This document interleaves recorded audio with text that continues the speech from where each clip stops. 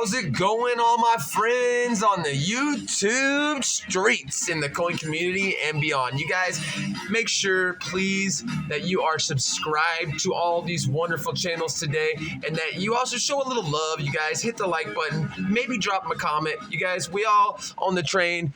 This is something we love to do, but we spend, we spend some time, some devotion every week. It is only a 15-minute video, which to me just flies by. A lot of times I have to make a second video because I ramble on. So you guys know how I start out every week. I've got to give the love to the people on the train. I've got to show who they are. So let's go over that real quick. You should have been over at Will's Treasure. And now you're over here at SB30. Then we're going to head over to the Mr. Back the truck up, Wild West Stacker. Then the man, the myth, the legend himself, Mad Stacker. Then, real quick, we're going to pause for a station identification of Mr. Gold Sniping Farmer. Bro, welcome to the train permanently. I love to hear it, brother. Whoa, man down. We're back. Hey, it's gonna happen on SB. All right, so welcome, Gold Sniping Farmer. I thought about redoing that just now, but you know what? We're gonna leave that in the video, not because I'm lazy, but because that was funny. All right, you guys, this is actually my take 2 on this video. So Pistol Packing Pilot will be after Gold Sniping Farmer. Then we're gonna go over to my brother from another mother, Ringmaster Ray, and then of course my sister from a Squirrel Mister, Miss Coin Crew. I miss you, Miss Coin Crew. And Ringmaster Ray, I appreciate you stopping in my stream yesterday. It means a lot, brother. I know I haven't been active in streams, you guys, but I promise you guys, you know how life is, and I will be back. Silver Bull has never missed this much streams, but he is not going anywhere by any means, so let me just reiterate that. Anyhow, back to the train. You guys, we're going to talk about a highly debatable topic, but let's finish this video first. So you guys, make sure you, like I said, make sure you hit a like button. Make sure you show love to all these channels. But the most important thing after these channels is this right here. First, let's go over all these amazing people, you guys. Now, the big important part, the main event of the day. Make sure you're over at Early Bird Trade Day with Miss Silver Keys. And then, of course, the main event with Everyday Opportunity. And then Ringmaster Ray, the head of after late night, after EC late night trade day. So make sure you guys get over there and have a great time. Score up some deals. I know I have been lately. I haven't been able to be active, but I have been able to drop in and try to support the community and buy a little bit here and there. So you guys, we're going to talk about a highly debatable topic. Not really debatable because everybody loves it. Everybody agrees with it. It's just kind of where's that sweet spot? Where, as far as price, and let's really quick, I have had some new people ask me questions about this, so I figured, everybody on the train's probably talked about it in one way or another, and they probably, if they haven't, they will, especially like GSF, he's new. I guarantee eventually he'll talk about it because we all do, maybe not the whole video, but you guys, you probably seen by the title, even though I'm not sure exactly how I'm going to title it, but you've guessed it, and I really don't have that much of it, but it is my deep stack stuff. Now, I buy it slowly and steady over time. You guys have probably guessed it. That is 90% silver. Constitutional, you guys. That is my go-to. Now, like I said, I give a lot away. I really don't have that much, believe it or not. I really, really don't. But it's something that, when I got into stacking, it was very easily attainable. And we're going to get into some advantages, some disadvantages, exactly what 90% is. Now, a lot of you are like, duh, Silver Bull, I know what it is. Why are you talking about this? But for some of the new people, let's just kind of go over it. And prices and stuff changes all the time. Some's better than others. So let's go over that. You guys, strictly talking today, 90% constitutional. We're excluding 40% constitutional, and we're excluding war nickels, etc. We're excluding, stuff that is higher than 90%. We are talking about pre-1964 U.S. minted constitutional silver, everybody. We are talking about silver dollars, silver half dollars, silver quarters, silver dimes. Now, I'm not going to go over well, you know what? You might as well. We are talking about, let's go back to I don't want to go all the way back to the coins in history because I would be naming all of them. But let's go over the main ones, the types that everybody should know, and that is let's start out with the dimes, your average 90. You have your Merc dimes, your Roosevelt dimes, you have your Barber quarters. They're usually slick in 90%. You can obtain them though. You got your SLQs, which is standing Liberty quarters, your Washington head or Washington silver quarters. You have your Mercury dimes. You can find seated dimes for around, but they're going to have a premium and they're going to be beat up. And then, of course, your Mercury dimes.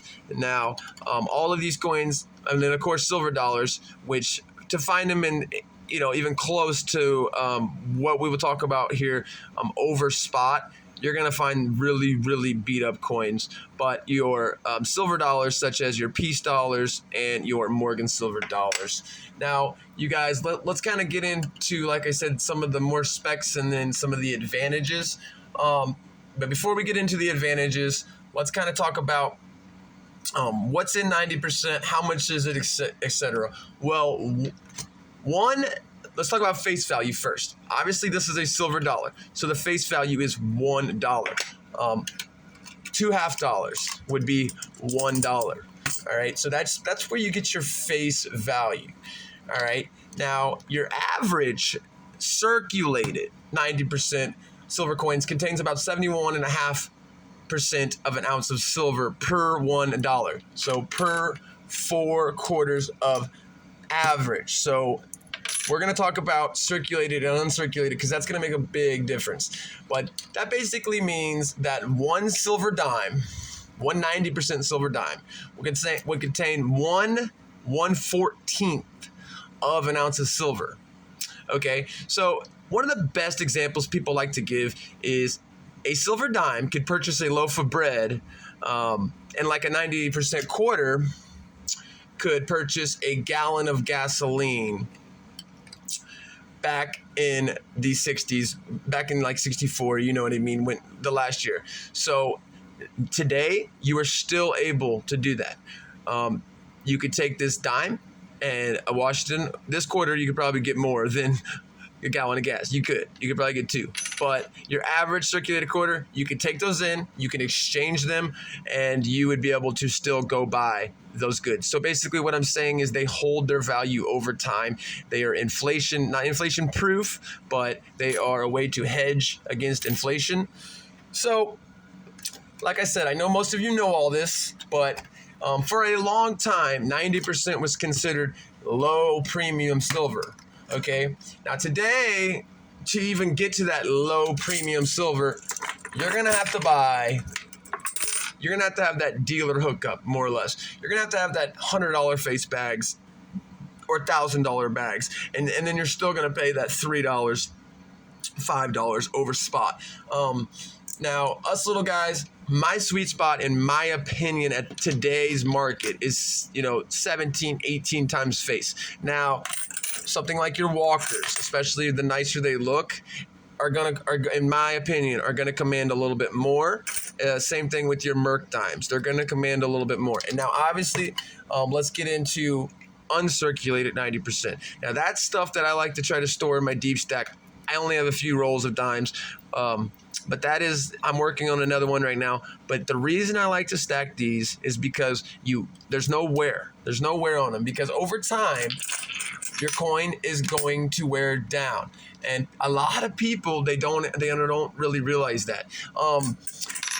They're 90%. The other 10% in these coins, it's got a hole in it, doesn't it? No, that's not a hole. It's an attempted hole. But the other 10% is copper, and that's just to kind of give the durability, so they have, tougher for circulate. They were meant for circulation, obviously, so it just gives them that harden. They do it with gold today, but we are definitely talking about silver. Now, there is a ton of advantages, in my opinion, of stacking it. Obviously, it is... it's liquid as diarrhea. I mean, everybody will buy it. Now, are you going to find the price necessary that you want? That you have to find that between you and the dealer. Also, there are a lot of disadvantages, but some more advantages is that it is already but it's already incrementally broken down for you. So compared to a 1 ounce silver, which you are going to have to take and sell the whole thing, you're obviously not going to go chop it in half and then divide it up. You've already got that with here. It's already done. And of course, like I said, it's government backed.